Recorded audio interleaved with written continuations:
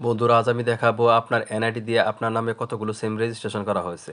চলুন দেখে নেওয়া যাক। এই জন্য আপনার মোবাইলে ডায়াল প্যাডে গিয়ে লিখবেন *16001# লিখে সিম সিলেক্ট করে ডায়াল করবেন। এরপর আপনার এনআইডি নাম্বারের শেষ 4 ডিজিট উঠাবেন।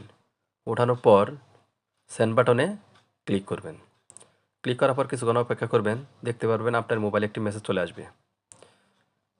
এই আপনারা দেখতে পাচ্ছেন যে মোবাইলে একটা মেসেজ চলে আসছে। এখন মেসেজের উপর একটা ক্লিক করবেন।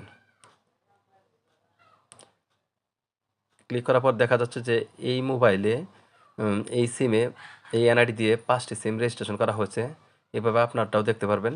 তবে যদি ডাজ নট ম্যাচ লেখা আসে সেই ক্ষেত্রে বুঝতে হবে যে আপনার এই এনআইডি দিয়ে এই সিমটি রেজিস্ট্রেশন করা হয়নি, অন্য কারো এনআইডি দিয়ে এই সিমটি রেজিস্ট্রেশন করা হয়েছে। ভিডিওটি দেখার জন্য ধন্যবাদ। আর আমার চ্যানেলে নতুন হয়ে থাকলে অবশ্যই চ্যানেলটিকে সাবস্ক্রাইব করবেন।